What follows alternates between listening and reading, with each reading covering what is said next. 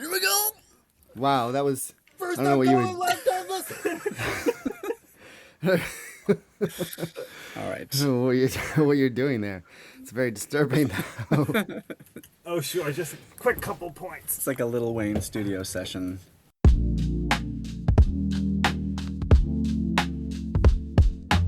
Hello and welcome to Notes from a Small, Cold, Dark, Miserable Island, the podcast where we promise to take you from the dumpster fire that is the homeland, only to deposit you around the back of a dodgy pub near Paddington Station. I'm Mike. I am Matt. Today we have a special guest. Max Geller is here. Max, the best way I can describe you off the top is just as my neighbor. You live a block and a half or so away from me. And so been hoping to get you on as a expat for a while since we started, and finally you're here. I'm so happy to be here. Thank you for having me on. You, that's correct. That is the form that you need to follow. Yeah, we'll touch on this, but you have two boys, 6 and under, 6 and 1. 5 and 1. Yeah. 5 and 1. I'm overdoing the older one. And so for you just to get a clear non-child care hour is a gift. This is great. Yeah, I feel the speed with which I walked over to the studio this morning was unbelievable. It was unimpeded by Lil Wayne. Like Mario with a star. You're just like zooming through Dalston. Untouchable.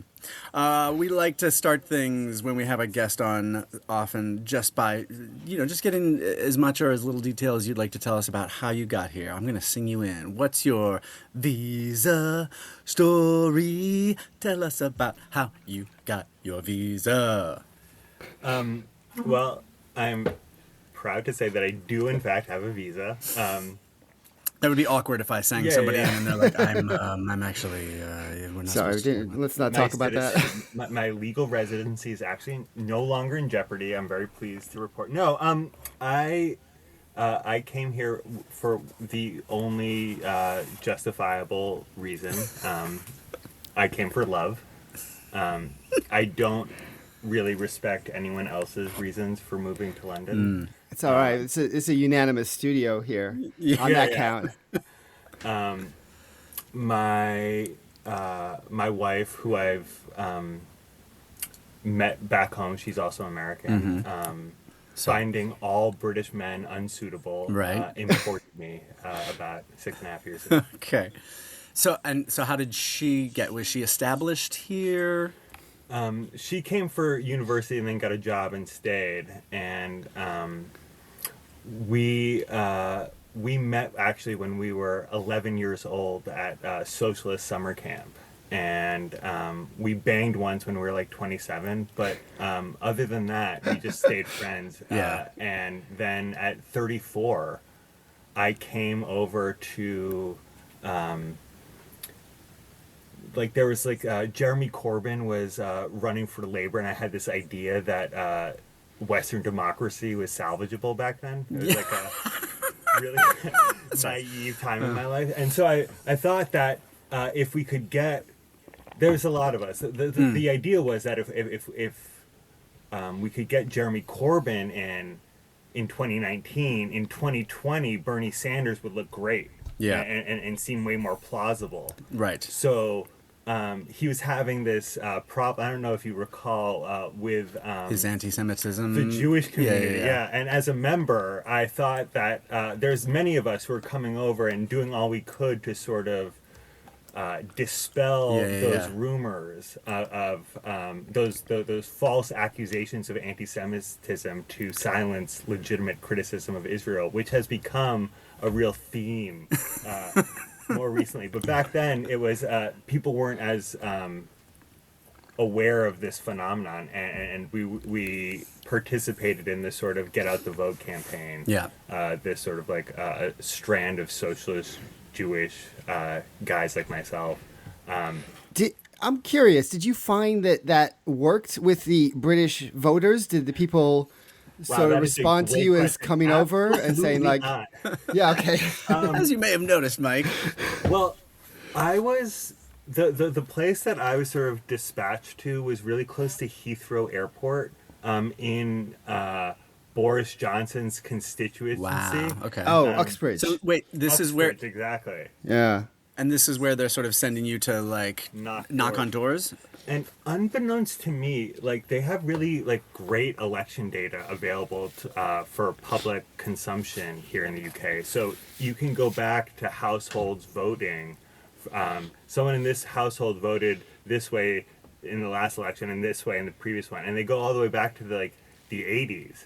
And some of them were voting for something called the BP, the British National Party. The BNP, yeah, BNP. BNP, yeah. Yeah, So far there right. was like real hostility when I knocked some. I've done some door knocking, a lot in my life. You've And done a lot of advocacy work back in the States as well. in the deep South, I tried to get a black female governor elected in Georgia, and there was some real interesting decisions. You have to ask yourself, do I really want to go knock on this door? Yeah. Like, do I want to This walk particular down door. this particular door with these particular hanging flags? by a hinge. Can I just and- sort of Yeah. write this one off? There's a banjo theme playing in the background, etc. Yeah.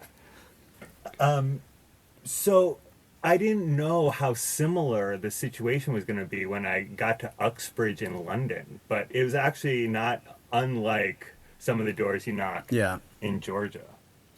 Okay. So, yeah. So In this any case, campaign. this is a long way around. Like, Yeah. basically, I stayed with this really hot girl who I knew from my past while doing this door knocking. Yeah. And then we started banging again and haven't stopped. And now we're married and have 2 children and live here. Yeah. Yeah, it's great. 2 bangs resulted in 2 boys. So far, yeah. Yeah. At least, yeah, it's hard to remember the timeline here. But no, Yeah. At least you got something out of it, because it doesn't sound like the Labour Party did.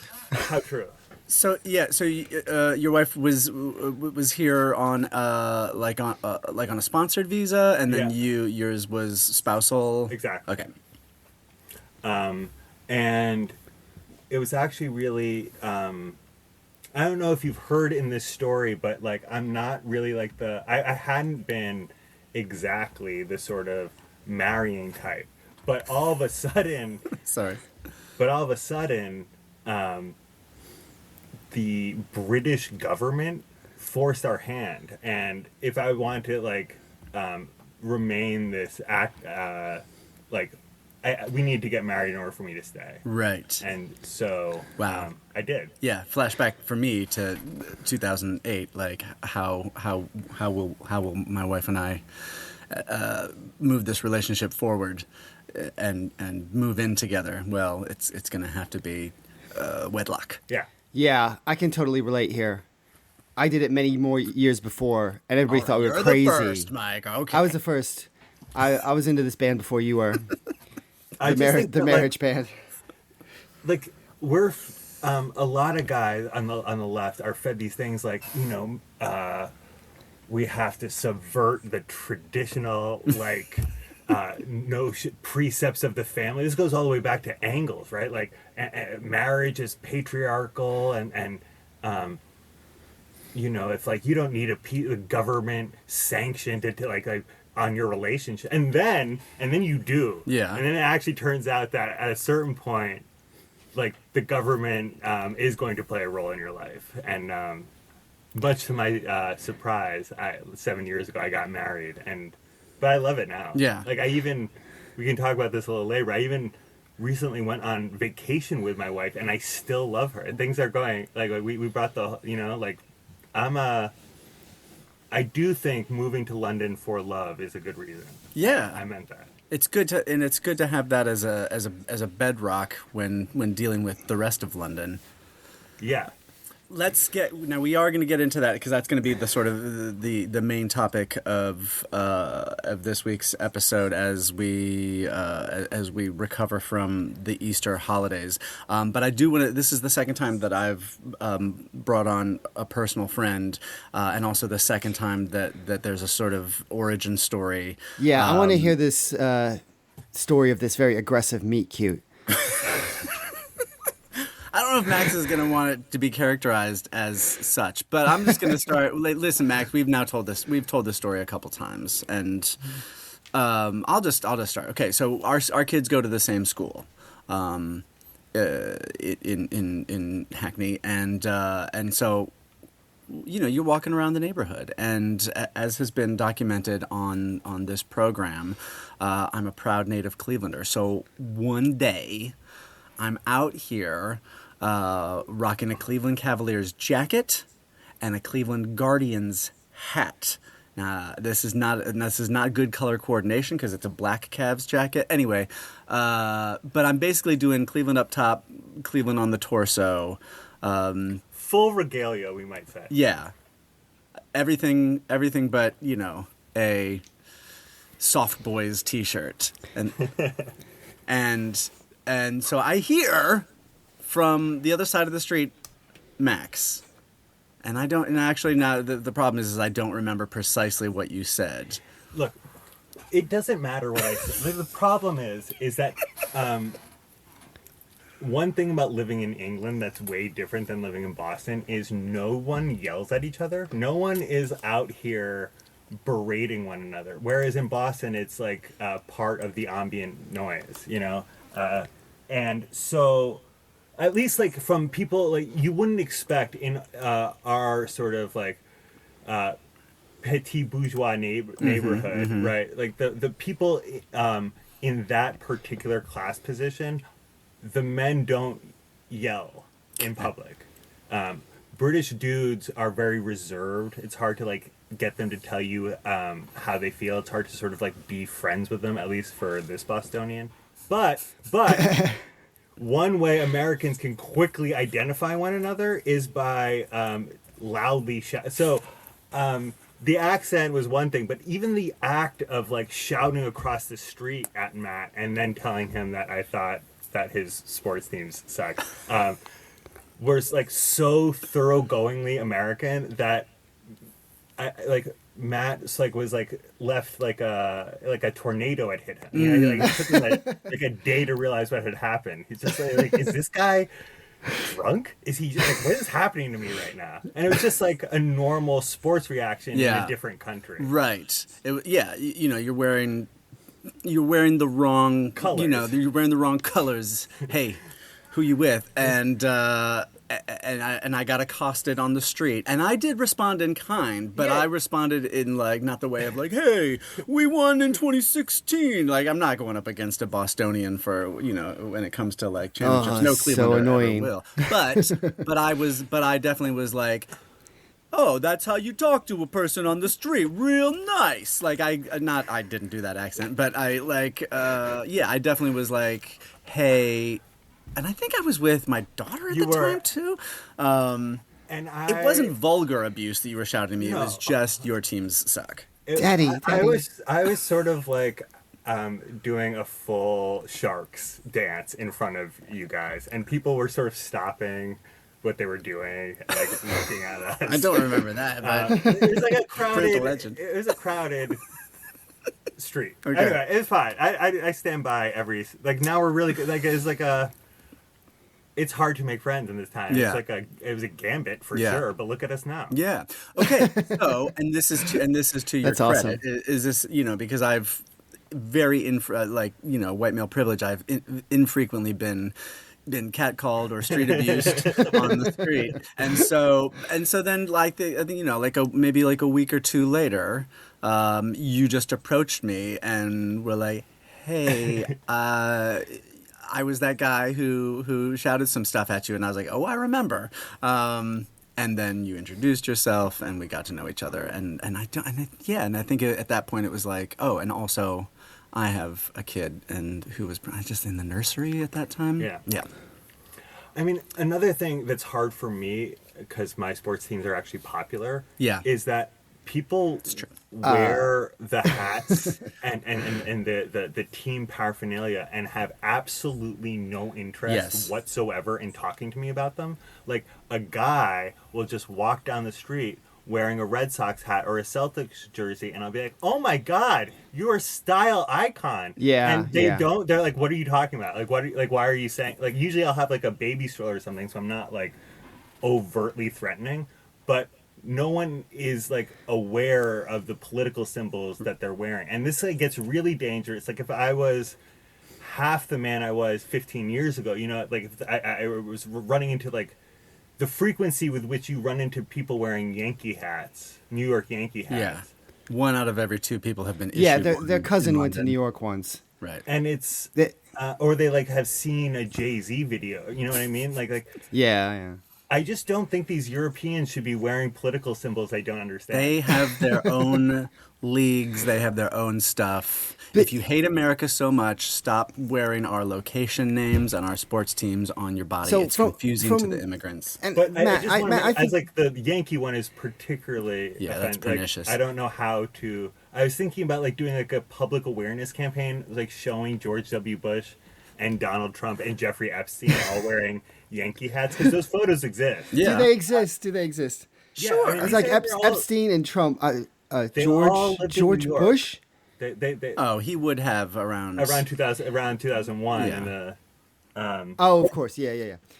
But here's the thing: from the Cleveland, right? And I'm from, not very popular Buffalo. If you see these hats on the street, they're sort of a little bit more niche. you However, can talk to a Buffalo Bills fan if you see them. well, on the there's a street. guy who, a gentleman in my neighborhood who wears a Buffalo Bills jacket around, right? Oh my goodness! I accosted him in the grocery store once. Good. And Makes he sense. looked Perfect. like I was going to stab him. Like he fucking ran, right? And all I was trying to express is like, surely you must have some sort of connection to be wearing this. And he was completely mystified. It was a very disappointing encounter. Yeah, I have almost trained myself to stop doing it in the last 5 years. Yeah. Because it's never. It's it for me. It's doesn't- always disappointing It's because always I will talk to any. If you're wearing any NBA apparel, I just want to chat with you about how that team is doing. You'd be wearing the Sacramento Kings, and I'd be like, "Oh man, it's like the beam, but it's not going so well." I just want to chat to you about it. Also, if you're American in this country, and we get that far where I'm like, "Hey, where you from?" If you're American in this country, our listeners, like, be ready if you meet me because you better know how your team is doing because I have no other lines of chat. I don't want to talk about politics. I just want to go straight to the NBA mic. It occurs to me, like, for all of me and Max's surface level enmity that first time we met, I think Max and I can definitely agree. Fuck the Knicks. Yeah. But I was thinking about you, Mike, and you're from Buffalo, and so I was like, well, does that were you a default Knicks person Syracuse or like Nationals. Buffalo? Yeah, well, Syracuse. well, Buffalo Braves that became The Buffalo Braves, yes. They moved to San Diego. So basically, the Buffalo Braves are the LA Clippers, which is a tough beat. Yeah. Oh my goodness! So wait, Buffalo. There was no has natural- produced 2 cursed sports teams. Not that's.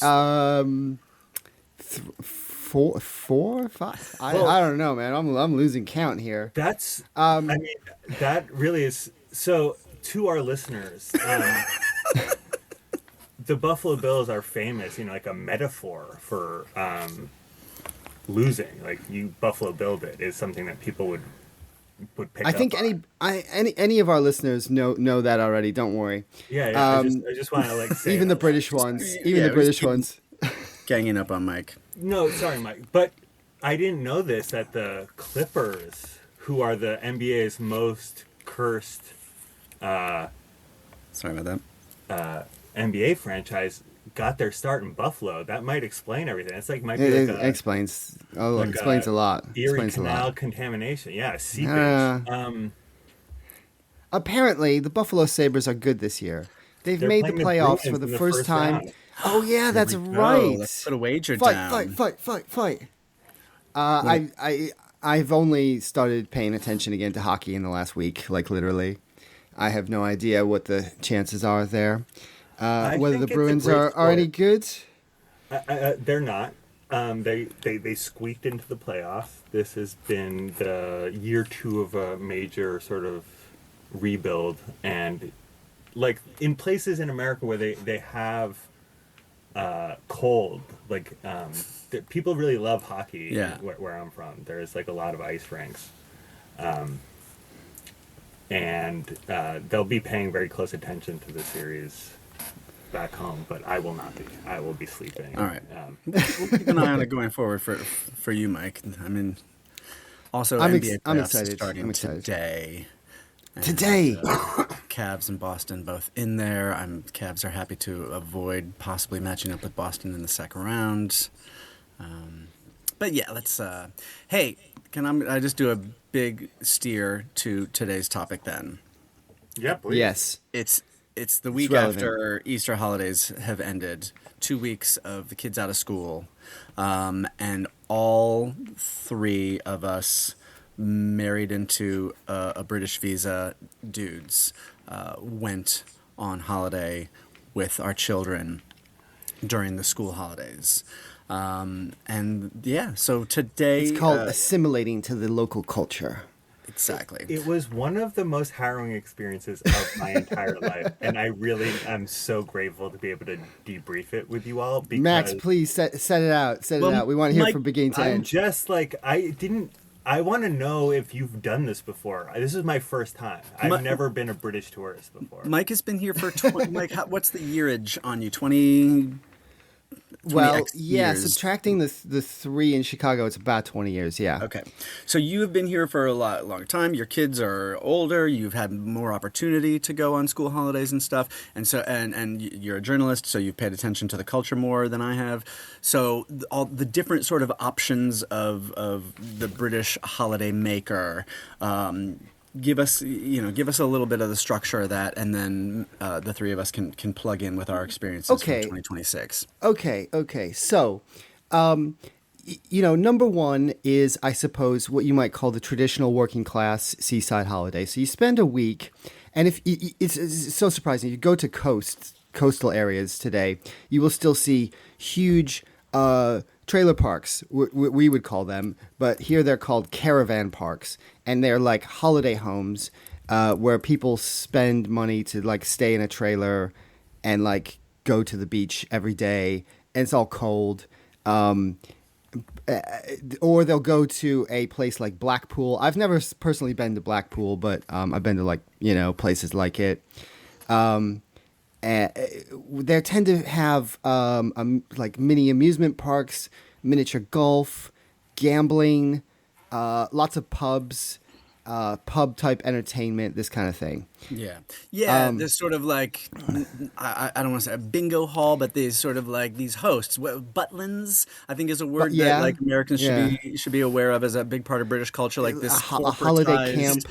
Yeah, they're like, hey, we got 8 locations under our umbrella, and we put together, a similar generic mayonnaise brand of entertainment for folks who are staying in our camps. They have Club Med. They have Oh, this thing. Club Med, that's a good- They have this thing called Eurocamp Med- that's popular yeah. in France, Right, but British right. people go there too. My wife dragged me there once. It was fine. I suppose it was sort of it's like a little bit of a step up because you're like, oh, it's in France, so it's not like one of those Butlins. It's a little bit posher. There's the sort of popular, which I think is veering towards what you guys did, the sort of popular sort of like resorts in Southern Europe on the Mediterranean. We could even sort of like parse it a bit further into like, the classic British stag do where you go to some Eastern European capital and avail yourself of the cheap alcohol and cheap women that are available there. But let's leave that one aside for now. Okay, yeah, put aside Slovenia. And then I suppose there's more like what I did last week, which is the just go to some, now like Airbnb in some like village in some place in the countryside and do what I did, which is basically just go for walks and go to the pub. Keep it inland. Leave the old, leave your home area just to get away, but not go too crazy and not do something that is going to be weather dependent and therefore ultimately disappointing. Yeah, but it sounds like you guys did the sort of classic Mediterranean thing? Max and I unplanned both did Jet 2 holidays. package holidays. Mine was Package Easy holidays. Jet. Oh. So I mean, let's not endorse either of them. It's too late. No. This is not an endorsement. Like, I still don't quite understand the class dynamics of what I just encountered. But, there is, like, so I just want to start off by saying that I don't like being an American tourist. Or it's like, it's not easy to, if you're like, self-aware, it's an exercise in self-awareness, right? It's like it's to visit a place where, like, in my case, like, I try to enjoy some unspoiledness that I, by my sheer presence there, is in fact spoiling. Right. Like, I'm like going to a place as in with other people that would be in all non-economic ways way better off if I wasn't there, is like, it's not a great feeling in general. Yeah. Full stop. Right. So, Like the observing of a thing makes it not the same. But in this case, we've got these, because I also, did a Mediterranean seaside thing, and there was and slightly out of season.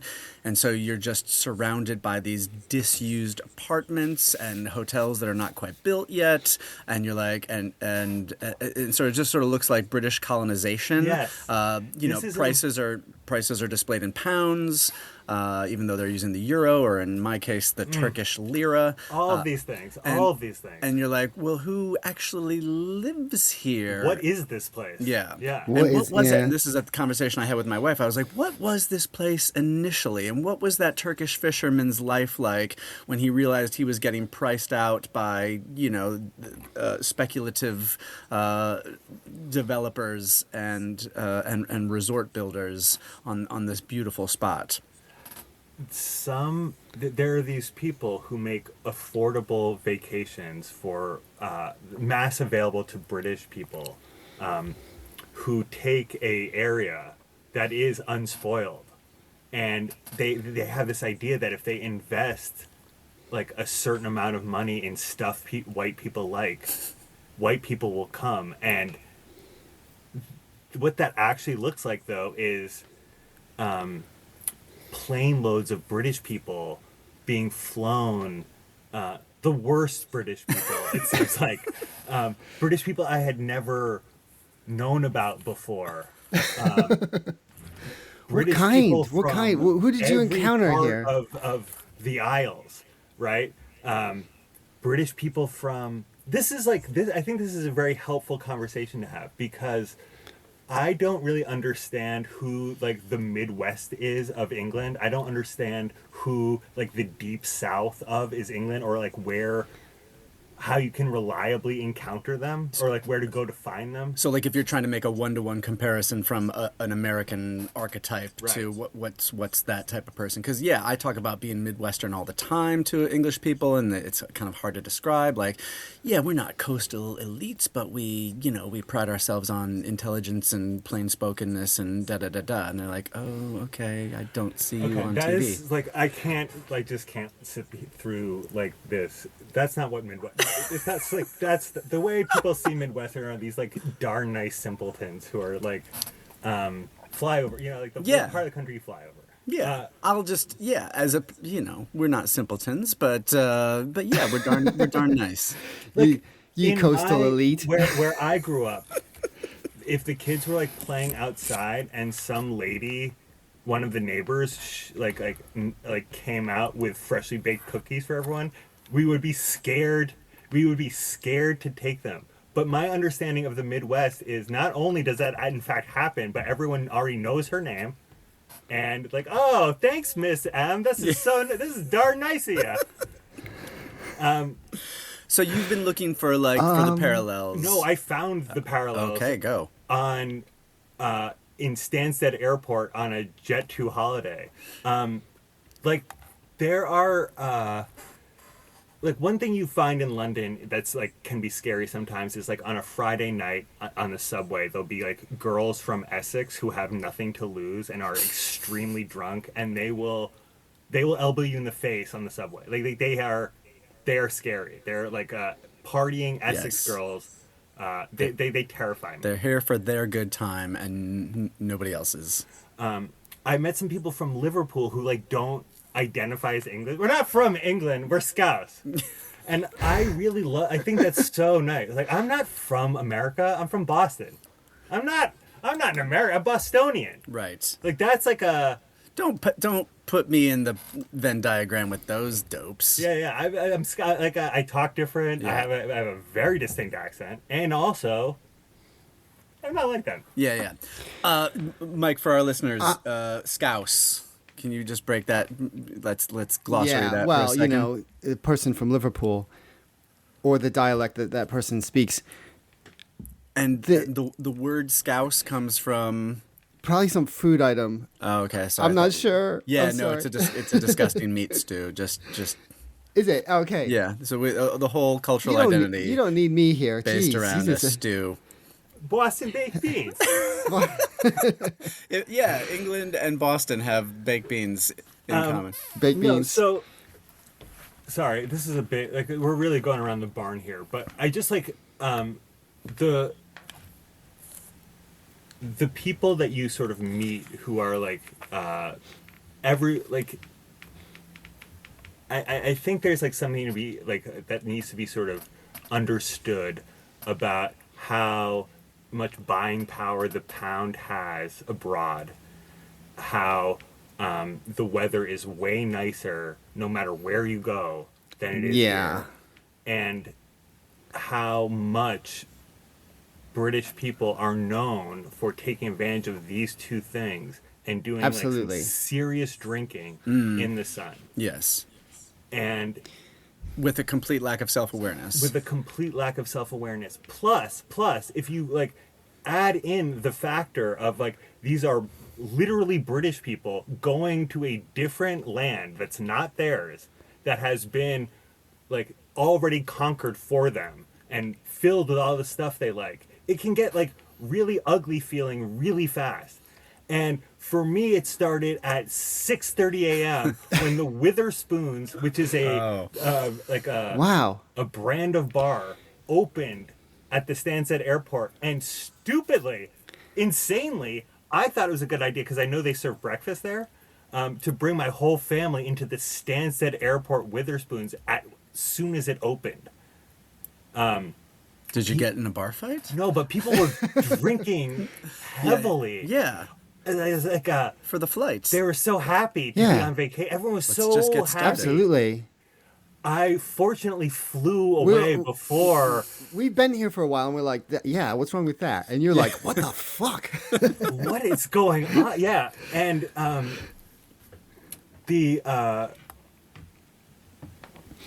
I just like it was a real sort of like unrefined amalgamation. Okay, of- So Matt, this is so- okay. So this is the thing: is when you realize like your inner snob has been triggered. Like, how do you recover from that? Like, how do you like, this is a thing because I have written here on a piece of paper an entire rant that I wrote out while on this holiday, and I just and I'm looking at it and then being like, well, this is a lot of mean-spirited shit that poured out of you about people's unfortunate tattoo choices on display and like parenting styles ranging from complete absenteeism to terrifying screaming at the children. But then I was like, okay, I got to take a step back and be like, are people not allowed a little happiness and a little freedom? I can hear my wife, footnoting me at this moment, being like, don't be such a grinchy grouch.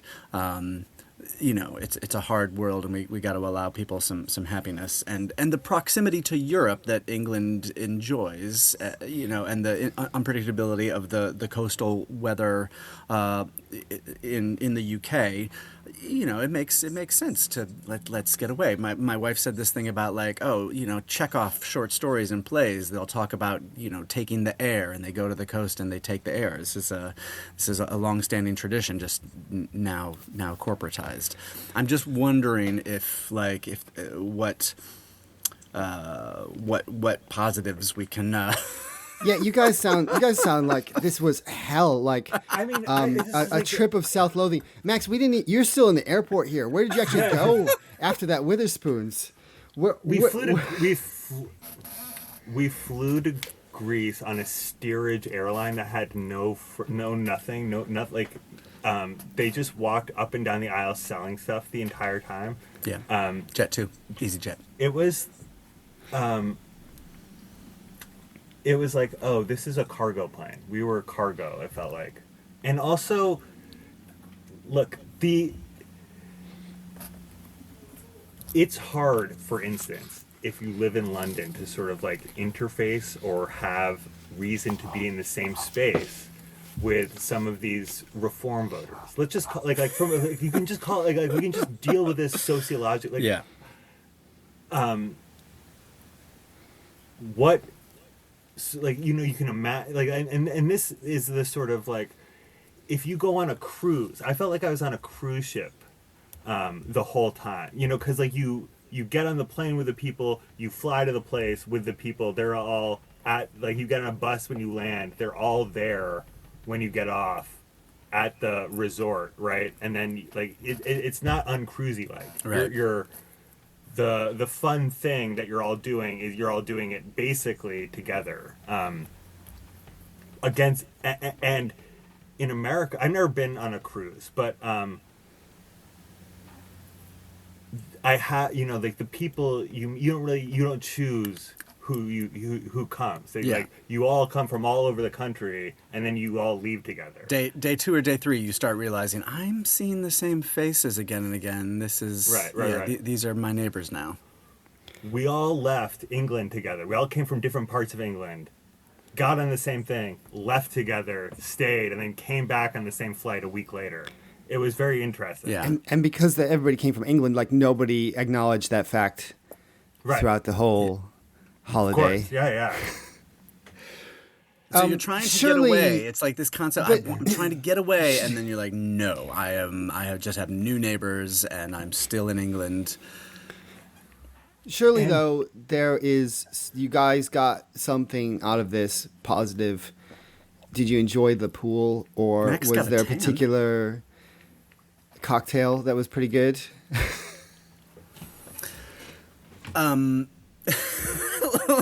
long awkward silence. I just feel like pause.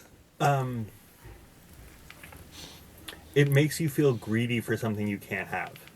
It makes you feel like this. Wherever I went was not Greece. Wherever you went was not Turkey. Right. You know, like Turkey has culture, and we just brought British culture to a nicer place. Yeah.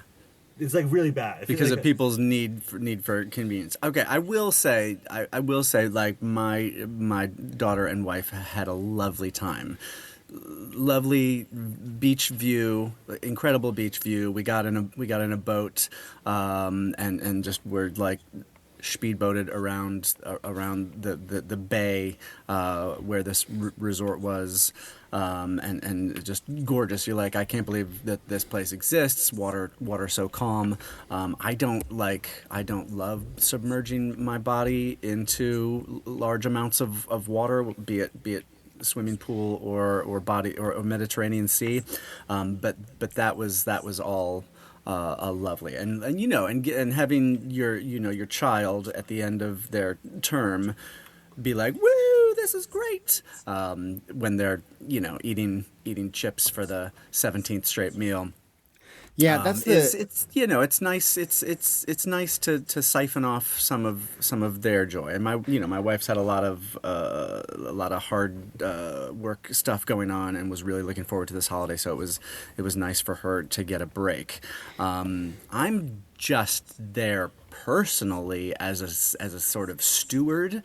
I also got sick like 2 days into it. Oh, and no. Like was unwell, not in a like gross way, but just like a little respiratory thing, and I'm just like finding times to go into the steam room when no other humans are there to infect. But yeah, for me, this is like the your kids' school holidays is not a thing for you to derive pleasure from. It's it's not hindering the memory making of your family. That's my goal. And I mean, there is this purpose here, like, and it's a temporary purpose because you guys have young children, right? So it's like it limits you in what you could do. I think probably people listening will get the impression that this is not exactly what you would choose if you had entire free will before you had children, or perhaps when the children are a bit older, when things become a little bit more less. I don't really have the time to plan something that's very authentic version of travel, and to see all the cultural highlights. No, I appreciate you complimenting me that way, but like, I will say though, it did like bring up all these memories I've had in like my life as a I got my first passport when I was 18, and there are a couple of, like this is like right around 9/11 and the Iraq War, and people were like, "Don't tell people you're American." And like there were some people who were like giving advice when you were traveling, right? That was like, put a Canadian flag on your bag so like people don't know you're American, so they don't target you. Because you're not going to believe this, but 20 odd years ago, 25 years ago, the whole world was really mad at the United States. It's hard to imagine now with but back then people didn't. Anyway, I just remember so one thing that this trip made me realize was like, we were talking about this before, but like maybe 45% of Americans have passports, or 35%. It's way fewer than you would think. And I think in England, the numbers are, 80-90% of British citizens. Like, people love leaving this country. Yeah. Well, I mean, what kind of holiday would you take if you didn't leave the country? Right. You would only do like this sort of domestic caravan stuff we were talking about earlier. Right. But so... like I remember all these times where I was traveling and encountered British tourists, and now as I'm raising British boys, I'm just like, I can't help but think, how do I avoid my kids becoming British tourists someday? You know what I mean? They'll go on holiday with their American parents, and your values will seep in. I hope so, but like I was in 47%. I was in Slovakia once. I was like, before I had children, I was just interested in like the city. Like we were in Bratislava, the old town, and the only other people who were in the hostel with me were British tourists on a bachelor party. What do they call those here? Stag do? Stag do. Oh Stag my do. God. Yeah. The It's pints, a do. Stags and hens. They kept telling me how the pints were an eighth of the price, and they had flown over and they had the math done out. Yeah. Where like, if we drink this many pints, our plane ticket will be free. If I just have like a colostomy bag After 10 beers, installed, and I'll just have that flown back home with me. Well, I mean, look, also, I don't think we're probably, all of us had some sort of, typical, stereotypical traveling experiences. Obviously, me and Matt, first time we arrived in continental Europe, we went right to Amsterdam's red light district and started blazing up. This is true. And you achieve a little bit of. We were 21. That seems normal. Again, this is like I think I'm sort of revealing myself more than I am any British person in this type of discourse. But I do think that it brought up for me that like if you want your kids to be self-aware, it's not necessarily going to come from society. Like you're going to have to do this yourself. It was a lot of. It was like but for the grace of parents, go my kids. Right. Yeah. Sorry, go ahead. And as a non-British person raising British children, right? This like the part about this that feels colonial, it like and why that feels uncomfortable. They're not going to get those lessons here. People don't seem to teach that there's anything. Like shame does not seem to be like an operating, especially on holiday. Yeah. And well, Mike, I think it's productive. Yeah, I think it should be. Mike, you had some notes about this though, about like how the ever-present class system may affect how people treat holidays or behave. Yeah, and so let me just sort of make an analog here for maybe the newcomers. Like I always think Spain is a good like analog for Florida, right? Like loads of people from the United States go to Florida and they have vacations that vary, right? Like some of my family now lives near St. Augustine, which is this lovely old Spanish city, and it's very touristy, and you can super touristy get like you can visit the fort. There's cultural things. Most people go to Disney World, or they'll have some sort of cheap resort type thing. There's various different sort of holidays that you can have in that context, right?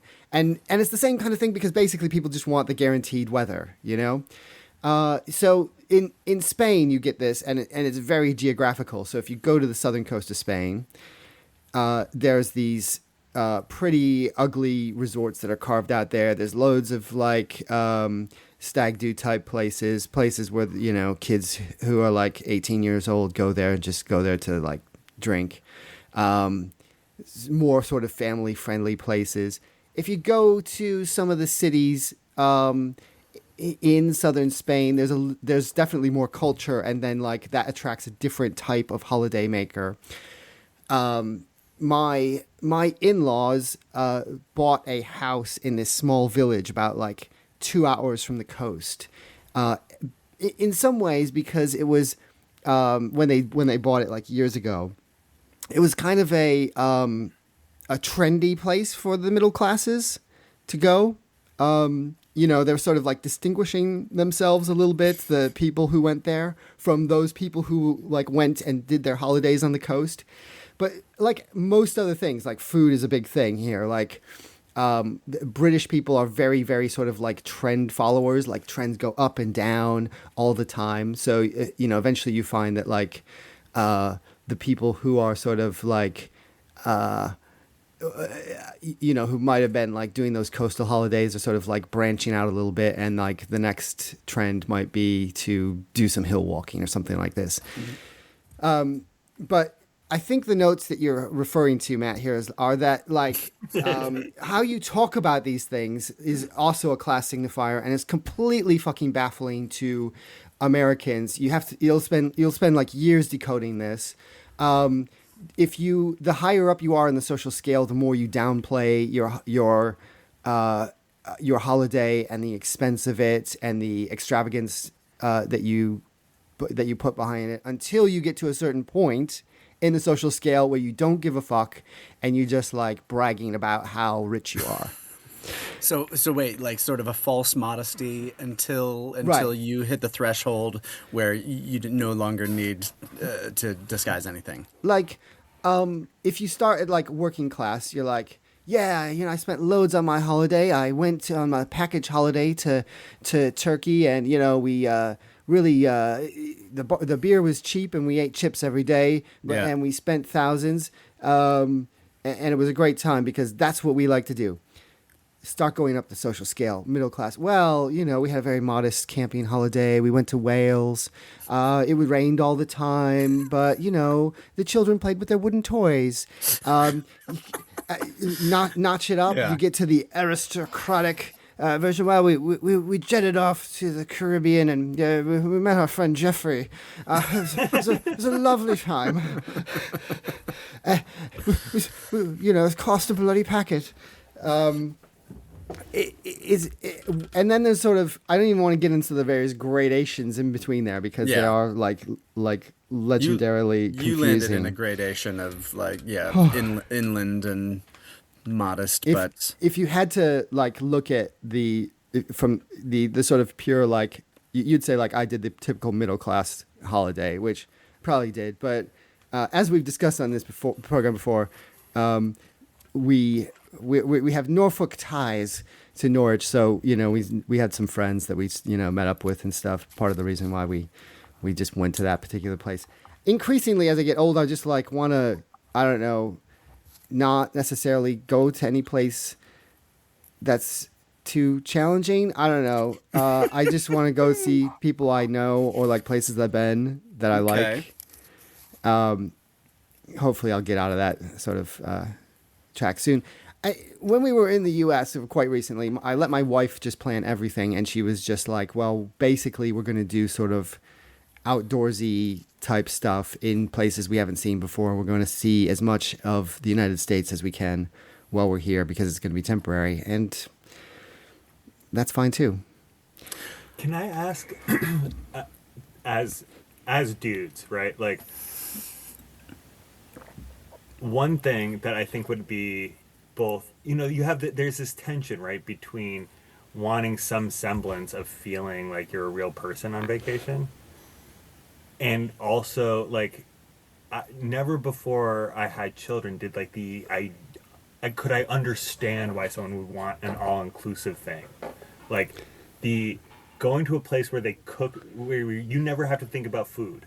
If you want breakfast, you go to a place and they give you breakfast, and it's included in the thing. There's like several options, or maybe not that many. But you're one thing that like, because when we had our own little kitchenette situation where we were filling it with grocery, so that's nice.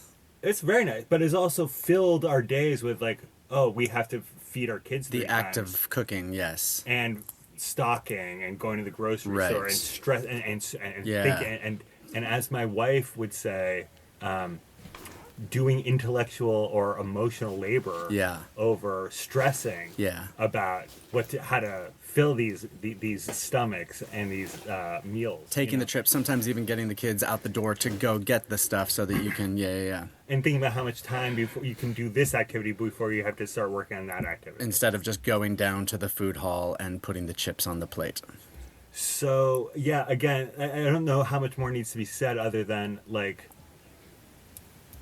I think one of the other things that like a good husband would say in these situations, right, is that like, even though we're there one here, it feels like shit to like go to these places with some of these people and spend all your time with them.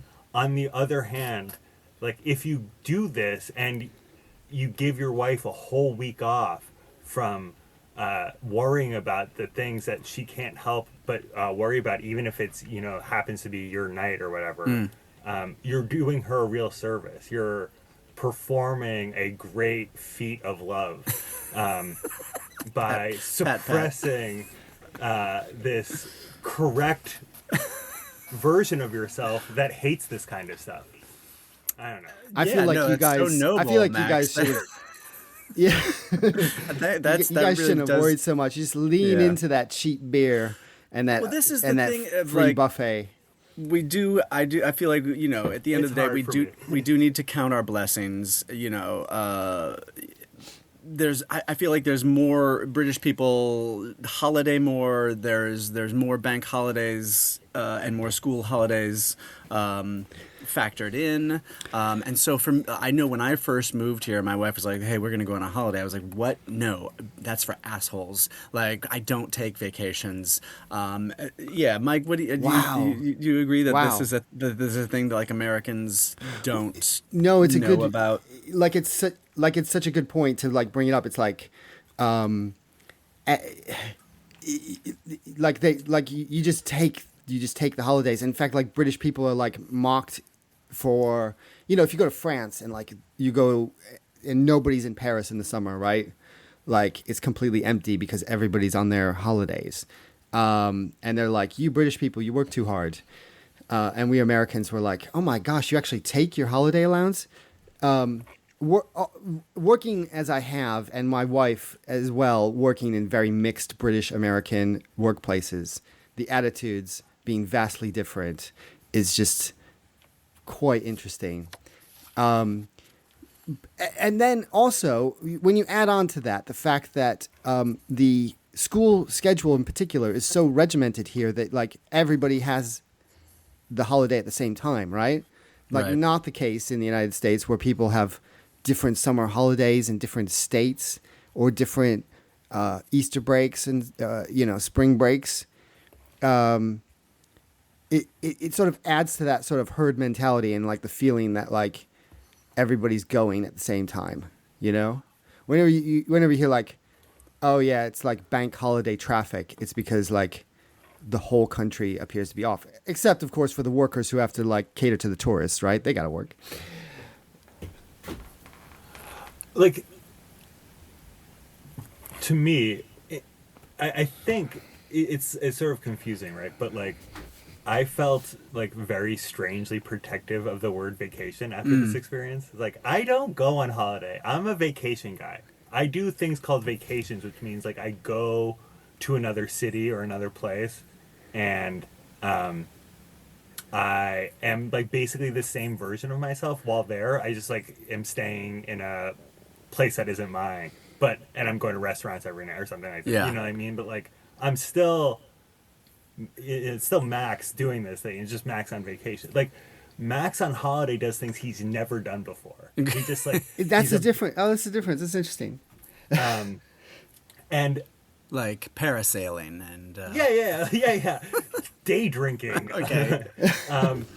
Like getting a sunburn. You know, like not. You know, like what? overdoing it on the first day. Like, I don't do that. Like I'm afraid of melanoma. What's going on? What's happening to me? I don't know. Why don't we just to put a bow on this? I would like to hear the rant, if that's okay. Oh no! I mean, I filtered some of it in. A lot of it had to do with food, as you know, as a vegetarian, and like having to go. And my wife and I have had this thing on school holidays of doing like you did, of going to a place and being like, okay, this time we're gonna provide for ourselves. We're gonna check out all the local seaside restaurants, and have to drag the kid out of the house and walk the 10 minutes to get them, and how unexpectedly difficult that is. And then have also done the all-inclusive, like, come on down to the cafeteria and spoon yourself some slop. And so that was kind of my rant, was based on, I think, besides all the body positivity around me poolside, the other thing that Are you gonna fat shame your fellow holidaymakers? I'm fat myself, so I mean I'm not fat, but anyway, it doesn't matter. I just don't have any time. Anyway, yeah, I think it was my main ranty thing was just about being a vegetarian and like everything is meaty, and the vegetables that they do have are like boiled to within an inch of liquidity. And you're drinking. I want to copious ask about the amounts of watered down food, drinks. but it's like the food on these things. Is it like entirely British, or is it like a mix of British and that sort of like, oh, here's a bit of the local culture? What's on offer? Did you have falafel?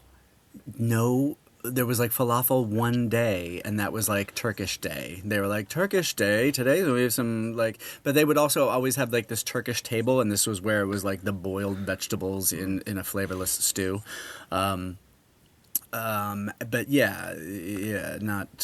a lot of authentic cuisine, because it has to be prepared in mass amounts and nothing too spicy, because you got a lot of kids and you got a lot of tourists. So you just have another pina colada and shut up, and you're like, oh, my calories are going to come from pina coladas, and that's going to be fine.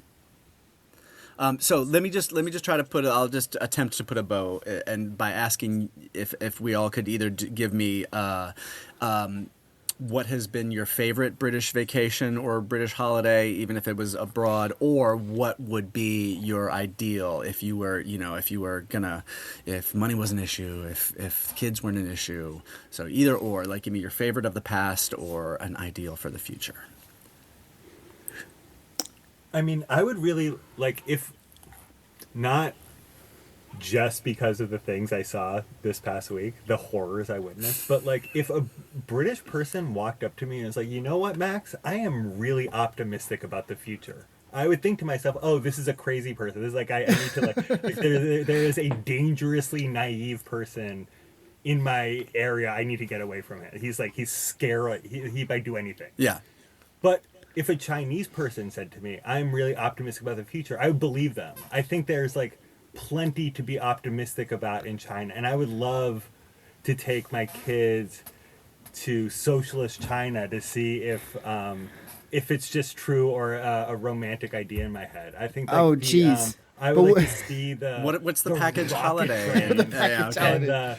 and the I would love to go to China, places but where there's like 98% home ownership, like these types of things. Like what is it doesn't it sound like you have the potential there to have your illusions shattered, like quite highly?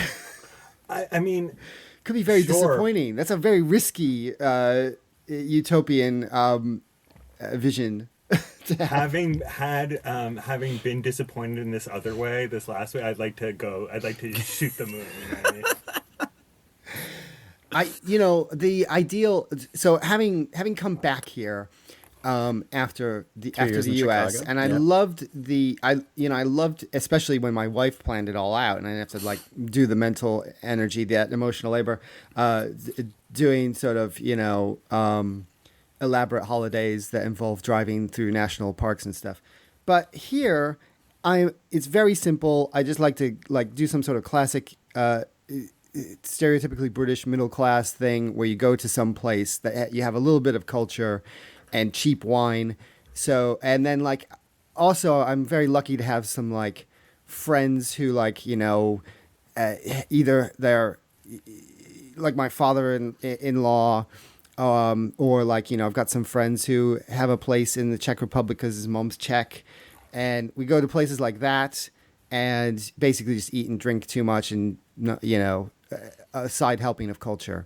Yeah. The company it's not of very, friends it's goes a not long very way. ambitious, but it's modest enough. I'm sounding like a Brit here. It's a posh holiday. Yeah. In Europe.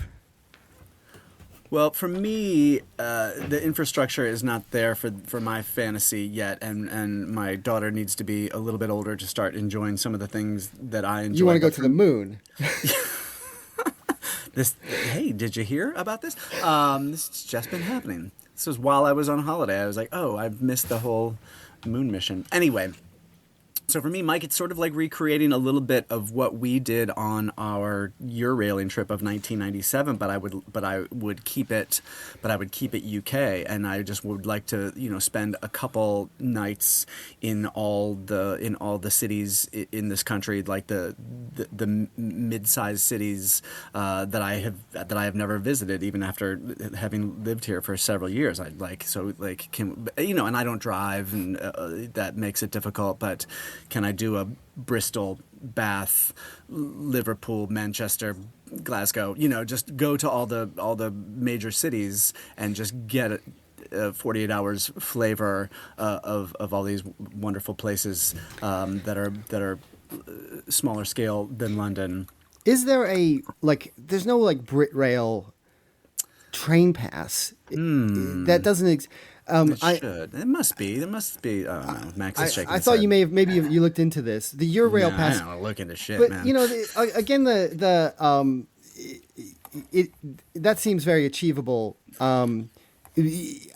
With you guys and your kids being young, so some friends of ours and my kids are now teenagers, but a few years ago even they were with kids the same age. They went on the Eurail tour. They spent a few weeks going around Europe, right? I suspect maybe Britain might be a little bit same-ish after a while if you did that. On the other hand, if you haven't been to those places, I'm sure that you could find something interesting. Like the places that you mentioned are like different enough Yeah, I just to need keep one your attention. Yeah, one museum, Yeah. one cafe, one record store, and for me, that's a fun day. All right, We can- let's do some silent weeping. Dream big. Dream big. All right, Mike, do you have anything that you need to? I know you have a project coming up in the next month or so. We'll talk about that. We'll talk about that later. Okay. Because it's a big gamble. It's literally about gambling. Yeah. And we also have written down here news, but I think that we can't stomach the news. No. Especially after that that harrowing holiday that you guys had to take. Right. Well, Mike, we still don't have a musical signature for the show yet. And I had talked about maybe siloing the news, into the musical end of the show. So I do have. So you I've do got want to a mention thing. current events. Yeah. Well. Do we have to talk about it before, or No, or let's can you just not. do it through the Let's- medium of yeah, sound? Yeah, exactly. Because Song. how much can we stomach? I mean, there's bullet points of things from the last 2 or 3 weeks. Okay, so let me just give it to you, based from the song. Okay, I recently introduced a song to my daughter, a song from 1982, and the song is entitled 1999 by the artist known as Prince. And I had to explain to my daughter that before the millennium, that we had collectively anticipated the turn of the century as a time that we would celebrate like crazy. It was like this guaranteed party on the horizon.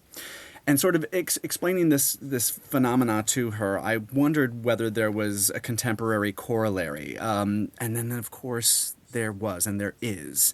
And these days, it's a thing that is hinted at obliquely in hopeful social media posts that say things like, hey, cheer up, it might happen today, but never super explicitly. So at the risk of getting stopped at the border or ruining our future employment prospects, and having been written on my Turkish holiday with some specific references from some sleepless nights when various people were talking about annihilating various other people while I was on my recent family holiday, here is this week's theme, which, Mike, we can pull out if this is a problem. The more you talk, the more frightened I'm getting. Here we go. Prince better just sing it. Prince is our inspiration. Here we go. Don't worry. I won't deport you. I only want you to hear this pod. Psh. Ba, ba, ba, da, ba-dum, ba-dum, boom. Ba, ba, ba, da, ba-dum, ba-dum, boom. Ba, ba, ba, da. Ba, ba, ba, da, da. I was screaming when I wrote this. My doom scroll told me more sad facts. Ba, ba, ba, da. This time Trump is trying to get around the Presidential Records Act. But her emails, every day another travesty. My mind is tiring of the fight. Wah, wah. I gotta stop doing that. Da, da, da. So until we get impeachment, well, I guess I can do Molly tonight. I've never done Molly.